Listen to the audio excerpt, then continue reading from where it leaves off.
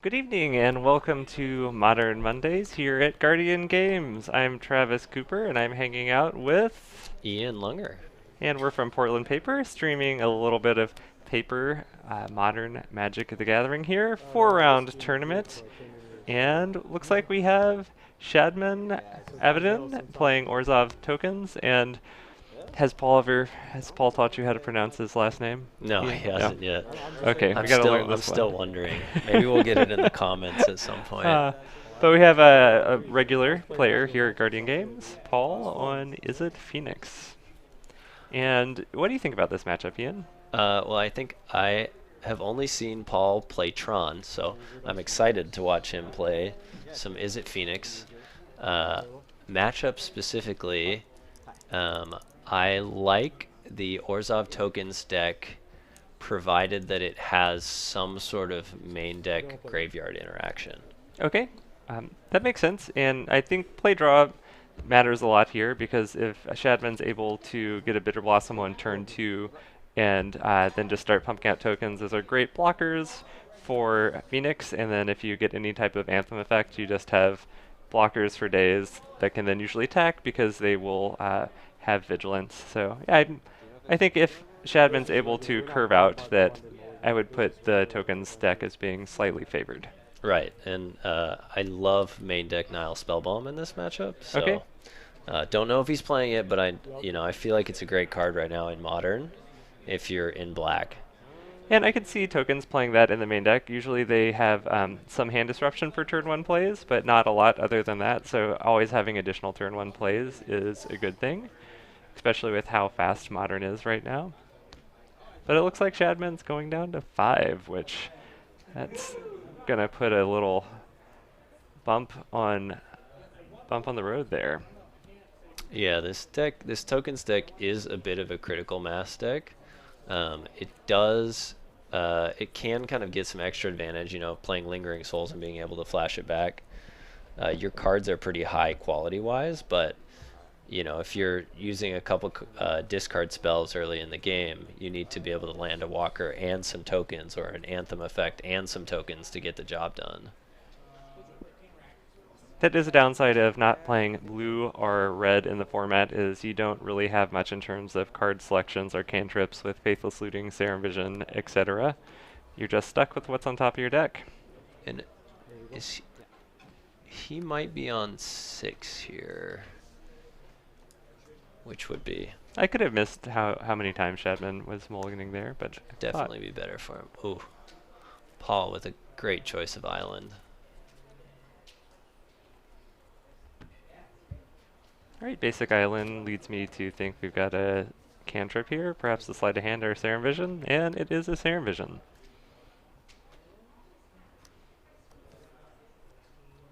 Is Serum Vision still Modern's premier cantrip? Or do you feel like is its place kind of in question a little bit of late? I think maybe Thought Scour is played more than Serum Vision in Tier 1 decks. I guess that says something about where Modern is right now. That's true. Graveyard's a big resource in Modern. Right. Basic Plains and Legion's Landing, so we're going to get a token. So that has been a recent addition to this black-white tokens deck, giving a much-needed turn 1 play that generates a body. Yeah, I really like that card in this deck because it seems like Orzhov tokens at times can have trouble making it up to 4 mana, and this is not only putting that token on the board, but it's also ramping you if you're able to flip it. So it can really give this deck the reach that it needs to get to some of its 4 mana walkers down.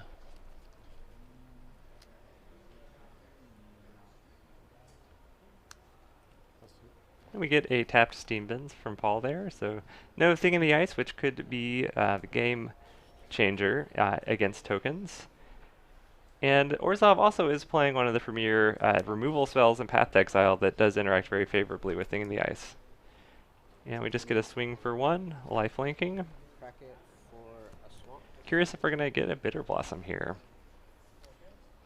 Yeah, this seems like kind of the ideal early game setup for Shadman. Paul having no play on turn 2 with this Phoenix deck is, I mean, that's a big problem for him. Yeah, Paul didn't have a turn 2 play. I imagine if keeping 7, you're going to have access to at least some number of Phoenixes coming back on turn 3. I would think so. Yeah, we're going to have to see something explosive. Alright, we get a Bitter Blossom here for Shadman. So perfect curve there of enchantments. And Paul is opting at Shadman's end step. Do we like it? Doing a little bit of sculpting here. Paul does like it. Shadman with the very obvious Bitter Blossom marker. He's not going to be able to draw his card without getting that token in play.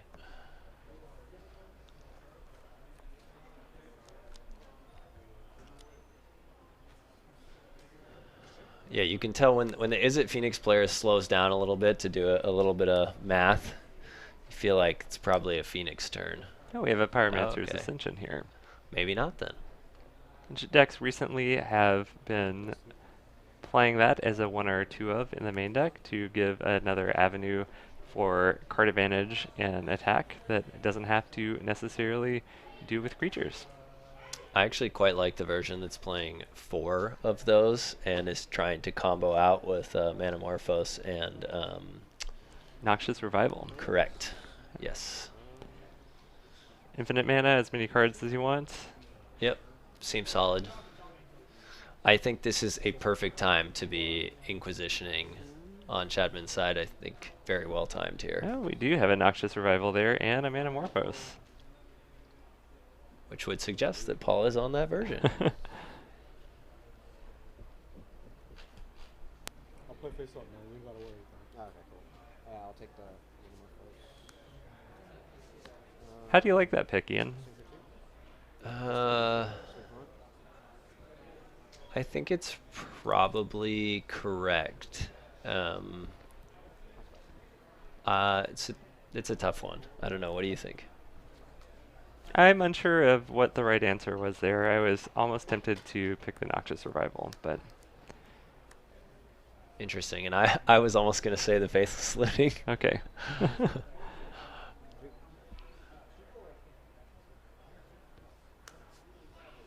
So I mentioned before that Orzhov deck sometimes having trouble getting to 4 mana, and we did see, I believe, Shadman miss a land drop last turn. So if he can flip the Legion's Landing, I guess he'll still have to wait another turn to flip it here. We should be able to see the deck kind of explode into action again, because he's sitting on quite a few cards in hand. Perhaps some of them are planeswalkers like Gideon. Possibly Sorin. Can I see Legion's Landing? Yeah. Mind if I take it up? Yeah, go for it. Paul wanting to read the flip side. So polite. Another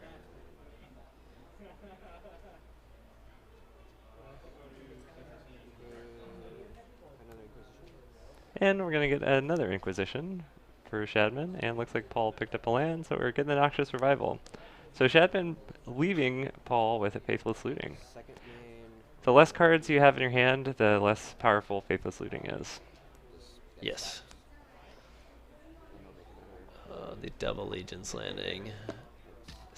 Never feels great, but It's a 1 mana, 1/1 lifelinker, but could be worse. Could be worse than that. Usually you want to save it until after you've already flipped. yeah, it is more useful then, but if you're playing against a deck that doesn't play Field of Ruin or Ghost Quarter and has no way of getting your flipped land off the battlefield, you're not really sacrificing much. It's very true. And Paul casting that Faithless Looting after drawing a card. I bet that mountain's going to go in the bin. Yes. We get a Scalding Tarn and... Was that the mountain that went as well? Yes. Okay. Kind of miraculous that Paul has still not managed to put a counter on the... Oh, well, as I say that, found the looting, put the counter on the Ascension, and Paul, I'm sure, is hoping to draw into another cantrip or Noxious Revival. Serum to- Vision would be very good right now. Yes. So, and he cannot Manamorphose this turn. So, unless he draws into a red source as well.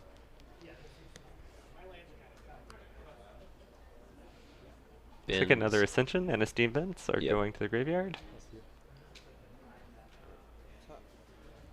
And just a pass of the turn. This is the turn.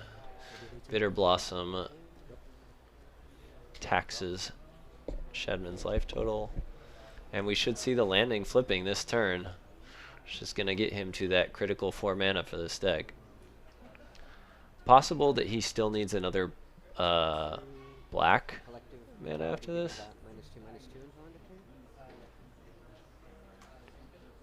turn. And we're just getting a Collective Brutality here. It's going to give -2/-2 to an Arclight Phoenix.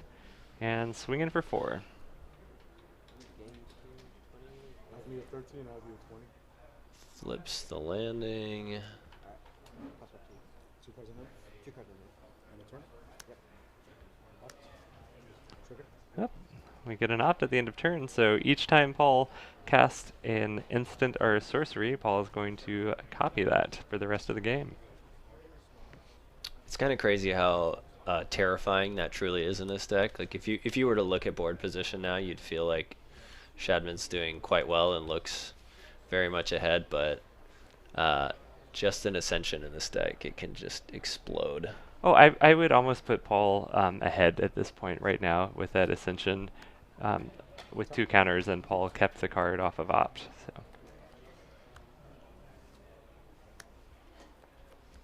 That's called a copy. Yep. Target me. Yeah. So we're going to get 2 Thought Scours here. And this is where we're gonna see, you There's know, a second Phoenix. Paul's gonna dig through and he's gonna gum up the board with Phoenixes while being able to continue getting value off this Ascension.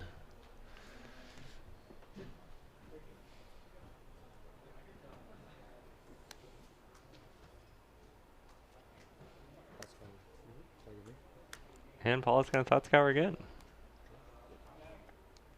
Regular. Yep, those are 2 cards Paul probably would have liked to draw. Absolutely. So, if he's able to play another land and flashback a Faithless Looting, he will have hit the 3 spells, so the Phoenixes will be coming back. Now, if you're Paul, do you get aggressive with these Phoenixes, or do you figure that you will be able to outgrind Shadman at this point? Depending on what is left over in Paul's hand, I would hold them back to block, actually, because you're going to be able to dig through a lot of your library, and basically all you need to do is find a thing in the ice to reset Shadman's board, and it would be pretty easy to win from there. Agreed.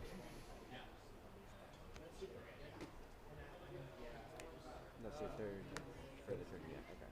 Regular. It looks like Paul Hits. is on the 3 or 4 Pyromancer's Ascensions list. And was that another Phoenix that he discarded, or was that a Spire Bluff? I think it was a land. Okay. It looks like he bends a thing in the ice there. So maybe sitting on another one in hand, or maybe feels like it's not necessary.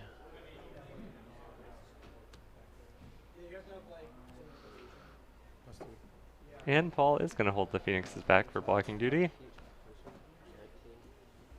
I'll just put counters on here. That's 3. I can attack this turn. This one came in. I get 20. Should be a 19 after that. Yeah. Okay. I thought you said 18. Alright. Oh no. Yeah, I said 19. I heard 18, but go ahead. Yeah. Okay. Yeah. Sorry about that. Draw. An Anthem effect would be a pretty strong card for Shadman to play. Yeah, I think it'll be Solemn Visitor. tough to. Well, that's good. Let's take a look at Soren Solemn Visitor here. So Shadman's team, if Shadman chooses to plus it, his team is going to get +1/+0 and a lifelink.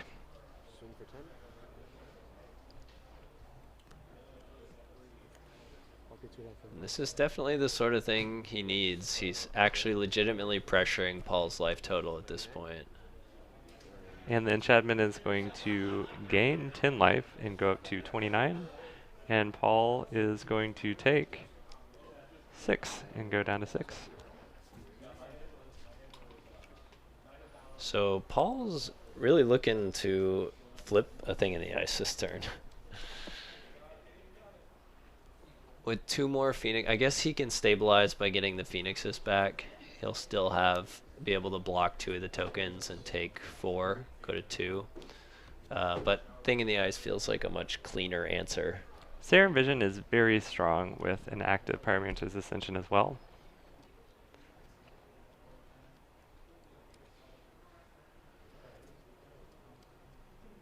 Not leading on a thing in the ice is a little bit concerning from Paul's side, considering that every one of these spells that he's casting right now could be taking counters off one. Paul might be playing for an infinite combo here. Ah, good point.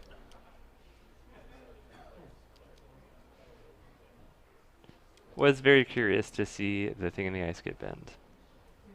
But the copies that are resolved from Pyromancer's Ascension do not trigger thing in the ice. So perhaps Paul didn't actually have enough spells to flip it and was trying not to speculate too hard on having to do that to win the game.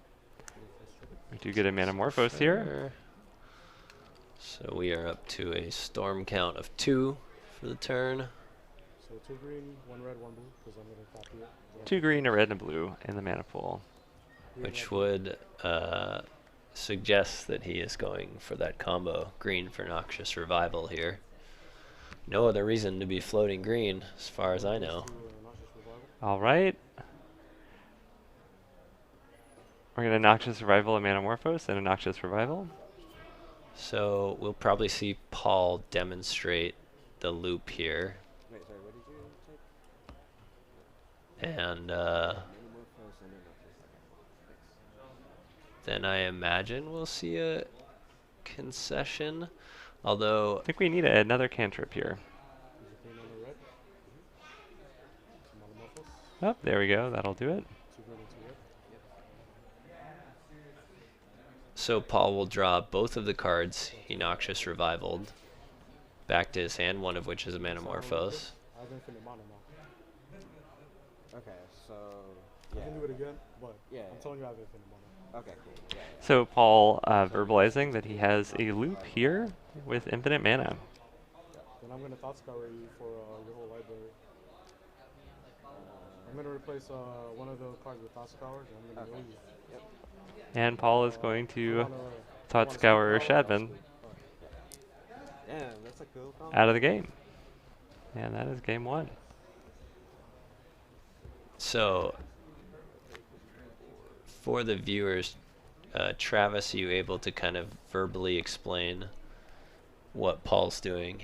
Paul is able to make infinite mana with the Manamorphose and Noxious Revival because you get to copy both of those cards with Pyromancer's Ascension. They get to go back on top of your library, and then with that infinite mana, Paul is going to do the same thing with Manamorphose, but then be able to get Thought Scour back to his hand every turn, and then able to every cycle of that, and able to mill Shadman out of the game. That mostly makes sense to me. The part that I'm missing is if you're Manamorphosing to draw the Thought Scour, or you're using Thought Scour as your draw engine, so it must be Thought Scour and Noxious Revival that he transfers to because he's got infinite mana from Correct. Metamorphose. Yes. Okay. So each Thought Scour is going to get copied, and then Thought Scour is, We'll mill 2 Well, from Shadman. and then And draw Paul Paul will draw too. a card, and then when Paul casts Noxious Revival, is going to be able to target Thought Scour and another Noxious Revival, Right. and then both of those are going to go on top, and then Paul will be able to draw both of those. Right. All right. So our storm counter's at infinite. Well, not quite infinite, but It's at Pretty some big. finite very large number. So, we're in sideboards, and I imagine that Shadman is looking to put in some main deck, some sideboarded graveyard hate. Well, that is a great thing about being in white and black is that you have enchantments and spells that both interact with your opponent's graveyard. So the loop is We have for Rest in normal. Peace, we have Surgical Extraction, you have Leyline of the Void, Loop perhaps. after it. Unsure of what Shadman's going to bring in or what is in the sideboard, but that is the benefit of playing those cards, as your opponent is going to have to take a guess at what you're going to be boarding in, and Seen that one before? boarding cards to interact with that, and they might guess wrong. Just like, huh, Right, and Out of nowhere. I don't think Paul can take out the combo package entirely. However, he could certainly decrease the number of Pyromancer's Ascensions and probably take out all of the Noxious Revivals if he wants to kind of transition to maybe a bit of a more standard Phoenix list. I could see Paul going to something like Planeswalkers, like Ral Zarek in the sideboard as well. A way to generate card advantage without having to depend on your graveyard. Right. Yeah, this Phoenix deck always forcing players into that difficult space of feeling like they're stretched to interact with all the different zones between graveyard and cards in play, and playing just a resource battle with cards in hand as well. It's very interesting to see this Phoenix list go through transitions, and now with the for Pyromancer's Ascension, Manamorphose, Thought Scour, Noxious Revival combo, being very similar to a deck that used to exist in Modern a couple years ago, where it was basically Storm, except you would have that combo in the deck instead of the Grape Shot combo or Empty the Warrens. And now there's enough overlap that you can also get the benefit of having Thing in the Ice and Arclight Phoenix while also having this infinite combo. Right. It feels a lot like Grixis Delver in Legacy, how there is kind of a core, but the deck just kind of is a rotating and just kind of is revolving with these various powerful cards that kind of come in and out as people kind of know what to expect. Well, it looks like chat is asking if the London Mulligan is here to stay. It currently is not a rule, but I would very strongly be inclined to believe that it will be a rule in the near future. I agree. I think we had to see the pros break something this last weekend for Wizards to seriously consider not implementing it. Well, some pros broke the rules.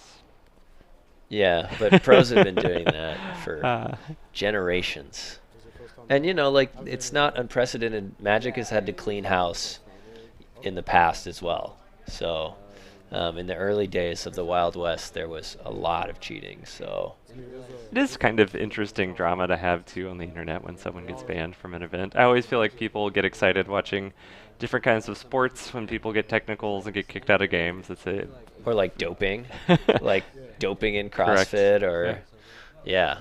Oh yeah, you love just a little bit of scandal.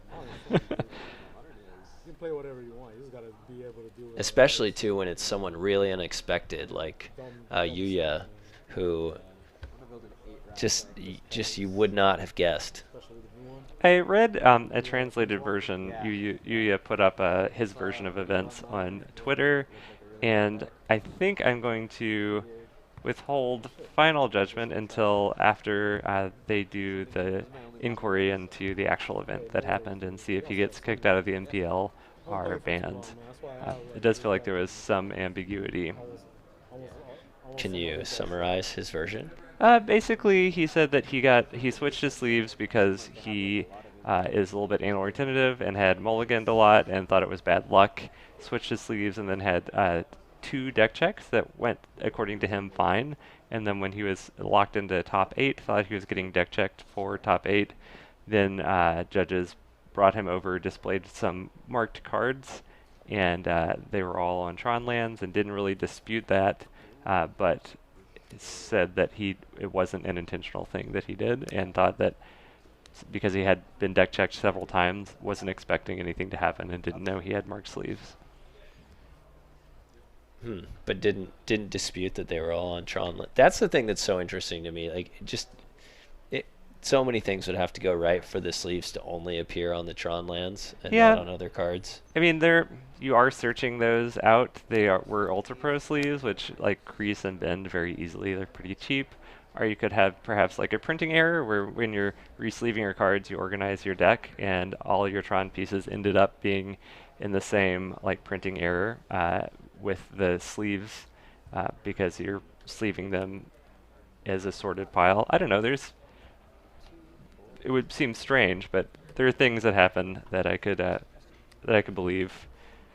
Right, there are plausible explanations, but are they likely? In any case, Yep, looks like we just have a Bitter Blossom here for Shadman, and Paul has a Thing in the Ice.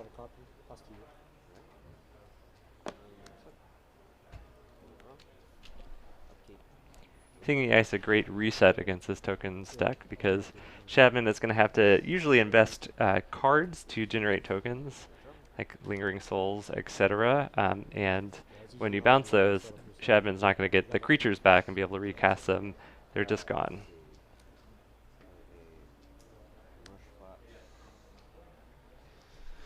and Bitter Blossom being such a critical mass card, it it really neuters its effectiveness having a thing out there. Can get pretty dangerous against a deck that does play a lot of burn, but I'm curious how much of that Paul left in the deck. But we're getting a Fatal Push on the Thing in the Ice. This is the type of game plan the Orzhov deck is looking to play. They would love if Paul's threats were not enchantments and were just creatures that can easily be taken off the board. That's kind of the sweet spot.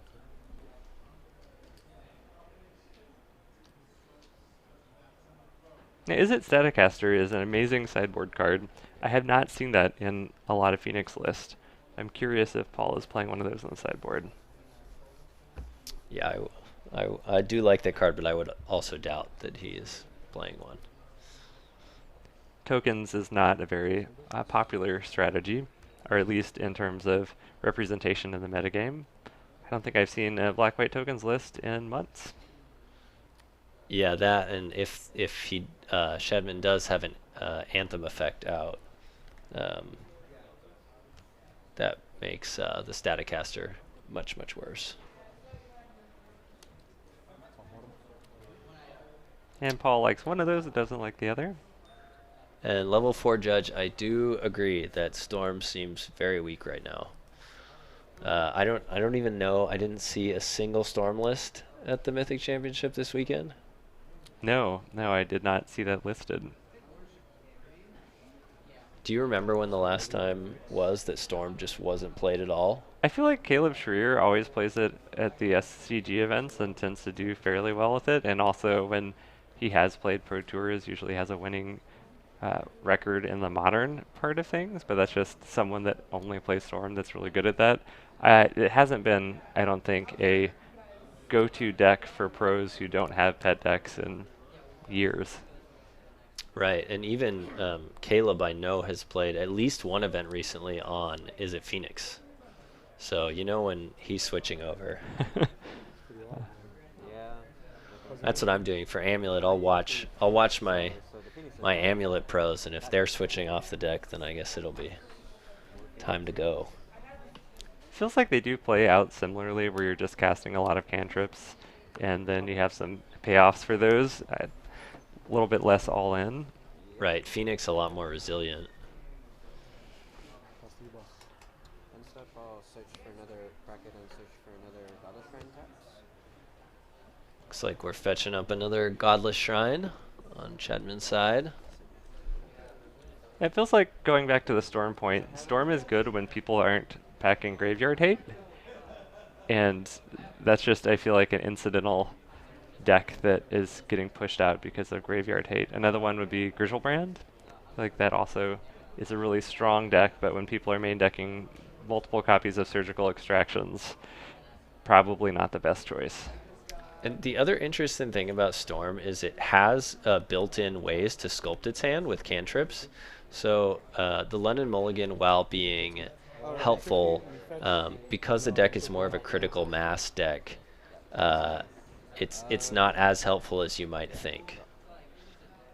I know Cyrus Cormangill, who's a big Storm player in Legacy, talks about that a lot, how he doesn't think the London Mulligan rule will benefit Storm much in Legacy either.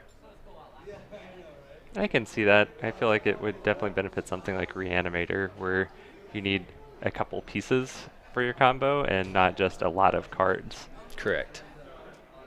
Storm feels more like a velocity type deck. Convoke out Stain the Mind. Ooh, that's an interesting one. We're convoking a Stain the Mind, so we're gonna choose a card, thing in the ice from the graveyard. It's going to get exiled, and we're gonna go through the hand and library Yeah. and graveyard to exile those. Let me just really see. 16 more, 30. You don't have any Interesting to be playing the Convoke version of this effect.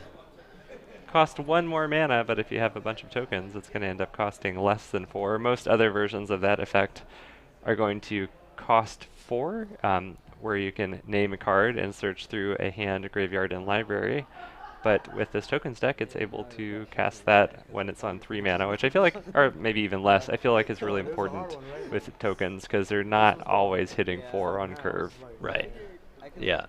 block. Yeah, no. I mean, like, my reasoning is, like, I can probably... And taking the things, I like that choice. I think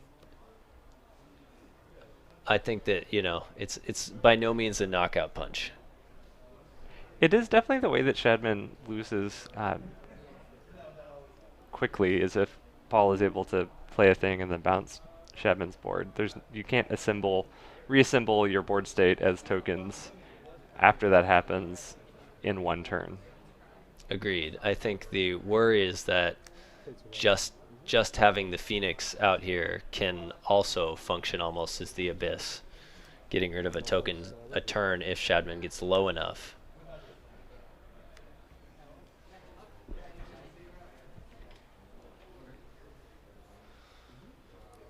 So Paul Noxious revivaling a land on top, grabbing it So I saw Verebu floating. with Morphos, Metamorphose, and playing it again.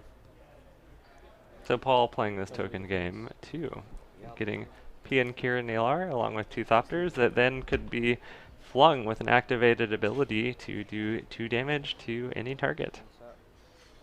Take 1 off of the bitter box. And this is a spot where you'd really want to see a walker like Sorin, but it's kind of scary on Shadman's side because he has relatively few resources in comparison to Paul on the board.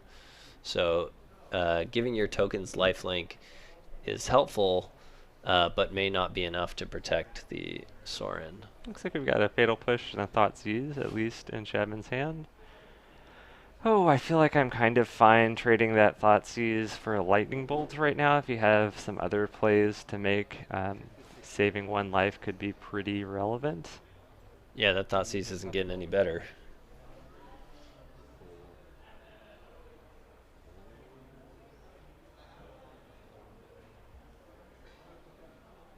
Shadman in the tank here.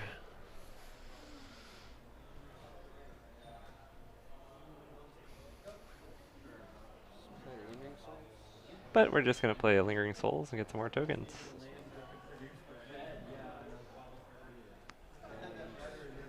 So that'll enable Shadman next turn to Fatal Push, plus flashback that Lingering Souls.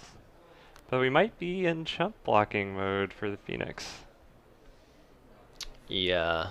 I did like your Thoughtseize line also because if we did decide to double block the Phoenix to get it off the battlefield, Paul would have to build up a critical mass of spells again to get the Phoenix back. And I feel like Paul is advantaged kind of in the waiting game here. It seems like Shadman's going to have to triple block Phoenix if he wants to kill it, with Paul being able to Lightning Bolt. The Arclight? Yeah, everything in front of the Arclight. Interesting. Goes for everything in front of the Arclight. Well, I think he's going to get it. Well, I think that's because Shadman could use one of the Thopters to throw it a token and then bolt a token, um, if Shadman just went with 3, so we're going for 5. I'm gonna Right. do my damage. One, two, three. Putting him awfully low though, so with this line, looks like they have Shadman at 7, so we must have missed a point. And Bitter Blossom puts him to 6. Paul can toss a Thopter for 2 and bolt. And Shadman's sitting at dead to his Bitter Blossom the following turn. Yeah, we're going to have to gain some life here.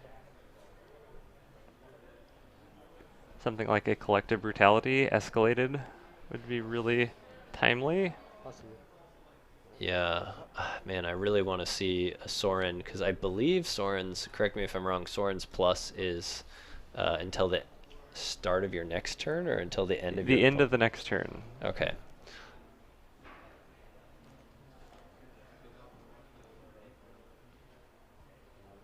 Because I feel like Paul is so close to being able to just bolt and toss Thopters that Shadman just needs a way to continually gain life to kind of get out of range.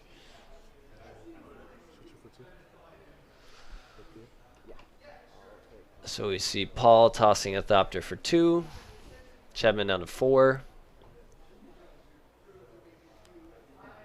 And unless Shadman has like a Blessed Alliance or something to gain some life here.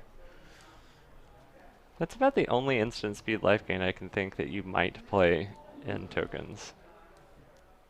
Yeah. It's the only one that I thought of too, that's why I said it. Ooh, curious. I kind of just wouldn't attack right now. I just started throwing the Thopter. Yeah. I guess just wanting to kind of see what the blocks would be. I mean, giving your opponent more decisions. So Thopter is on the stack being tossed. And that looks like game. Do you recognize that card, Travis? On the It might be Rootborn Defenses. I was hoping to draw like a Sorin. Yeah, nope. Shadman mentioning that he would have loved to have drawn a Sorin. But looks like Phoenix Saw what I boarded takes it against you. in 2 here. Well, 7 minutes left in round. Travis, is Teferi gonna make a splash in Modern? I was reading there's a very passionate person out there who has a Google Just Doc. one. There is specifically one passionate person out there that has a Google Doc about blue-white mid-range, and it is a treatise on history and theory of blue-white mid-range, and this person thinks that Teferi is just going to be absolutely insane in the deck.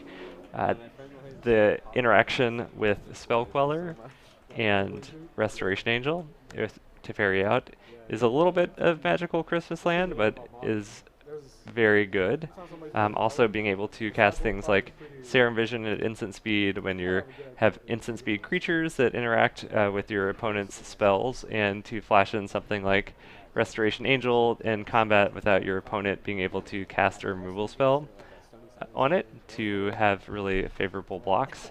It seems like if you built around that idea, could be pretty strong. The minus isn't bad, it's just generally all right. And also if you can bounce your own Snapcasters or Resto Angels or Spell Quellers on your turn, if you bounce your own Spell Queller, your opponent's not going to be able to cast the spell that was under it because it's your turn. They get to Spell Queller them again.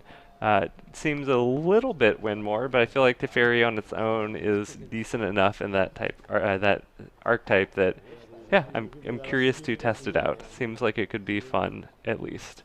Yeah, it is the sort of thing where as you talk about the possibilities, it does get you very excited to be on one side of them. I'm sure being on the other side is just miserable when it gets set up and you're only casting things at sorcery speed and getting your spells exiled. And it does make, if you're playing creatures as well, it makes combat very interesting because your opponents aren't going to be able to hold up any kind of interaction or removal while you can still cast that kind of interaction when you're blocking. Right. They can use abilities on creatures, It's true. which certainly could be helpful, and I think is not to be forgotten in talking about this. But I do like that it's a 3-mana planeswalker that comes down with 4 loyalty. If nothing's around, you can just plus it up to 5, which is a lot for someone to kill. You're going to have to, waste an attack step with a couple phoenixes, or just leave it on the battlefield, and then once it's there, the minus seems very strong as well. And just generically good, dealing with a permanent and drawing a card. right, I had this walker in my pre-release draft pool, and I found the only thing that I noticed when I would play it out is it felt fine, like bouncing things felt fine, but I would get to points in the game where I was like, okay, I can just keep plussing this, but it doesn't really go anywhere. It's not the engine you need to win the game. Right, I feel like it is something you want if you have a lot of ETB effects on creatures, that if you have plussed it for a long time, you can start getting value out of it that way. Or if you have, as a deck, have issues with certain permanent types, that then you need to return to someone's hand. Do you ever think we'll see a Monastery Mentor being played in Modern? I feel like Modern right now is just too fast and without any free spells to have Monastery Mentor actually make an impact as a finisher in a control deck or in an aggressive deck. Just 3 mana, and then the next turn is asking a lot. Yeah. Like It did spike recently, but I'm not sure. I was actually not really sure why it spiked. Chat, does anybody know why Mentor was spiking recently? I think there's a lot of speculation going around with Modern Horizons, and there'll be rumors of like Force of Will is going to be in Modern Horizons. And I think Monastery Mentor plus Force of Will is very strong because you get to tap out and play a creature, your opponent goes to remove it, you counter the removal and get another prowess creature. And then even if they cast another spell to kill it, you have a prowess creature on the board and your opponent wasted a couple cards. But I don't think Force of Will is going to get reprinted in Modern Horizons. So we've been over this, but what's your take on the blue spell that's going to get reprinted? I'd probably counterspell, I Yeah. guess. I'm kind of resigned to that now. It was interesting that Mario put out a tweet that basically said Modern Horizons started as a set design initially as a love letter to Future Sight, which I felt... Time Spiral. Time Spiral? Yes. Okay. Yeah.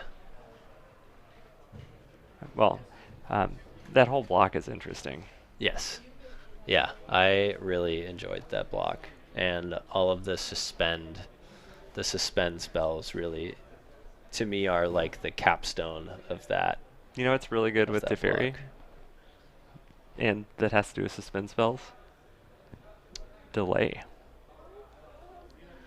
Is it because when things come off of suspend, are they cast at instant speed? Well, they're cast, and so if it's your upkeep, you can't actually cast the card because you can't cast a sorcery on your upkeep. And with suspend cards, does that mean that you take off the counter and then the card just stays in exile Yeah, it's forevermore? That is true.